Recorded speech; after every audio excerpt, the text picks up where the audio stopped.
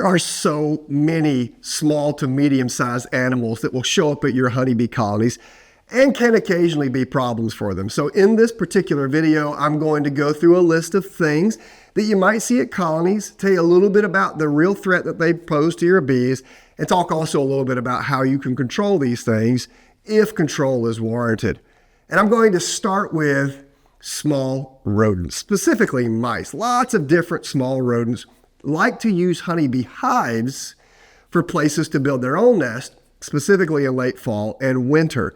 So for example, here in the southeastern United States, we might get mice that will move into colonies in November or December, not because they want to eat bees, not because they want to eat brood, not because they're going after honey, but rather they just want a place of shelter. And what you'll see in these circumstances is they'll often go into the hive, they'll chew the wax in the foundation in one corner of the nest, they'll make their fiber nest through all this stuff that they collect in the wild, and you find the mouse colony when you go into the apiary next spring, take off your lid and go into the brood box, and you see the damage that they've done. So mice aren't really a threat to your colony, not the bees living within it, but they can be a nuisance for hive equipment. Fortunately, mice and other small mammals are really easy to exclude from the nest. There's lots of different wire hardware cloth that you can buy from your local hardware store that has these grid cells that are large enough for bees to pass, but that are too small for mice to pass. So really you just have to cut a length of screen mesh that is the width of the entrance of your hive. You cut it such that it's maybe 3 or 4 inches tall. Then you can push that mesh into the entrance of the hive, and that makes it where the bees can walk through the mesh, but the mice or other small rodents can't. So that's a really good exclusion device to keep mice and small rodents out of the honeybee hive. Now, what about larger mammals? And when I say larger mammals, I'm thinking in the U.S. of things like raccoons or skunks. Of course, outside the U.S., there are other variations of these types of animals, and specifically thinking about Africa where the honey badger is present. So I'm going to largely split these types of mammals into 3 categories. The first category of mammal is a mammal that might show up at nighttime typically because they want to eat bees. They don't really have the muscle strength or the fortitude to be able to rip their way into a hive. They're just going to sit at the nest entrance and maybe eat bees off the nest entrance that are gathering there at nighttime. I've even heard stories of things like skunks scratching the nest entrance so bees will come out to see what's happening and then the skunks be able to eat them. So really with this category of small mammal, the best defense is to raise your hive off of the ground to the point that they no longer can get there, right? They can't reach the nest entrance or are unwilling to climb the hive stand to do so. And since most of this damage happens at nighttime, you may not even know that it's occurring. Oftentimes, beekeepers discover it's happening because they'll be working their colonies through the day, and normally gentle colonies have now increased defensiveness, and that's because they spend all night in this kind of defensive posture responding to these things that are showing up at the nest entrance. So just getting those hives up off of the ground can go a long way into limiting the access of these small mammals that would show up at the hives at night to eat bees. The second category of small mammals would be something that's going there for more than just bees, usually going for sugar syrup. For example, here in the U.S., we have a small mammal called a raccoon. Raccoons are incredibly intelligent. They've got amazing dexterity in their hands, and they will often show up at honeybee colonies, even taking hives apart to get at sugar syrup that might be in division board feeders, maybe taking the feeder jar off of these Boardman entrance feeders, maybe taking the jar off of the lid of the hive. In my experience with raccoons or other small mammals like this, they can take those feeder jars off the hive and even unscrew the lids to get at the sugar syrup contained within. So if you find yourself having nighttime raids by mammals that are capable of going after the feeders, specifically those external feeders where they'll remove and take the lid off, you're going to probably either have to relocate your apiary or find a way to secure those feeders to the hives so that the animal cannot get it off of the hive. For example, you might run a ratchet strap around the hive to secure the feeder to the hive. You might have a little wire system that goes over the top of the feeder. You may have to change the type of feeder you use. For example, Boardman entrance feeders, there's not much you can do to the jar that's just at the entrance of the hive. You might have to switch to an internal feeder. In my experience, once these critters find these feeders, as you start moving them to outpace them, they tend to be one step ahead of you. So you're probably going to have to find a way to strap those down.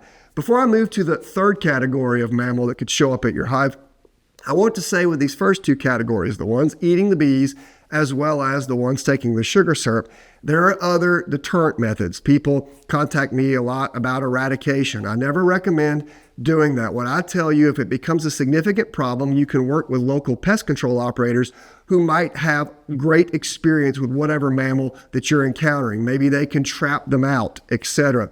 But it's very important to know that you have to follow any local rules and regulations when it comes to taking those types of measures.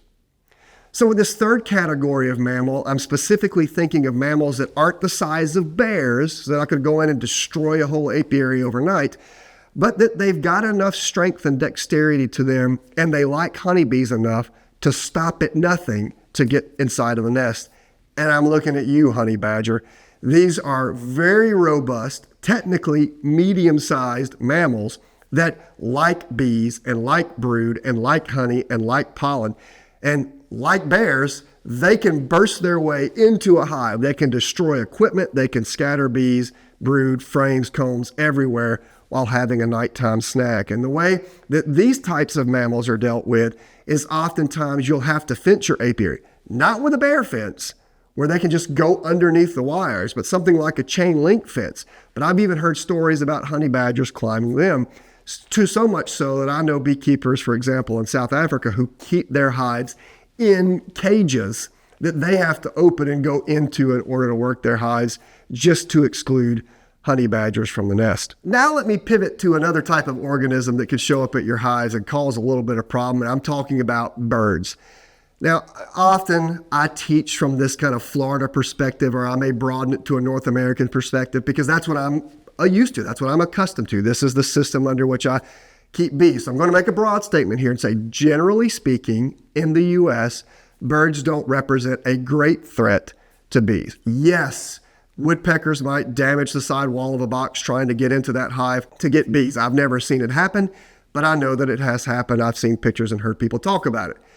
Yes, birds can hover around the apiary and eat flying bees or eat dying bees on the ground. I've even heard some queen producers get really upset because birds might be taking out their virgin queens in flight and reducing the number of queens that they have that may be returning successfully mated.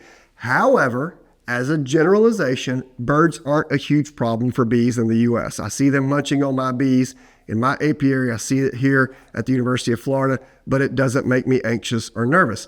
However, there are beekeepers around the world who have to deal with birds that really like bees. And there's this whole group of birds called bee eaters. And what they do is in their name.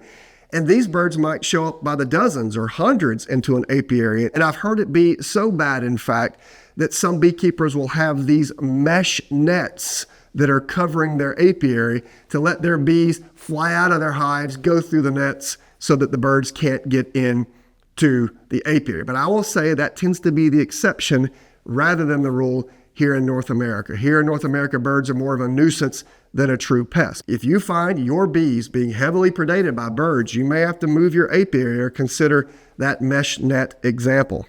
Honeybee hives represent a great resource for lots of different things, which is no surprise why you see skunks and raccoons and honey badgers and bears and birds and things like that show up.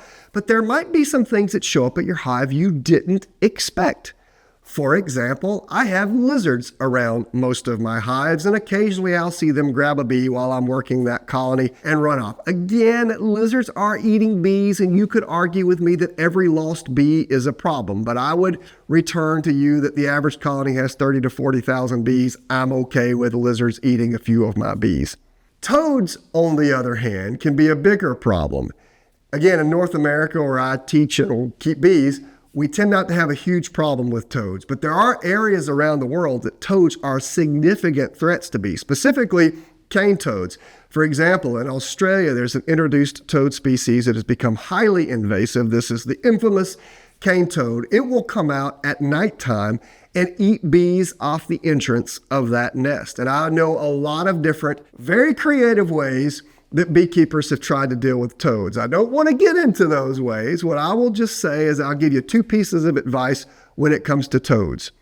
Number 1, you need to try to keep your bee colonies out of areas where toads can cause a problem. In North America, that's not going to be a big deal usually, but if you're in Australia, you're going to have to ask beekeepers in your area, do we have toads as a problem in this area? If you do, you might need to keep your apiary somewhere else.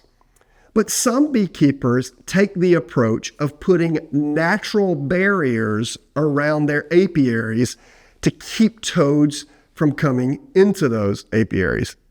So the barrier wouldn't be something like a bear fence where it's these 3 wires that the bears touch, they get a little bit of electric shock and it's deterred, they keep away from the apiary. Instead, it's a true physical barrier that these toads cannot pass.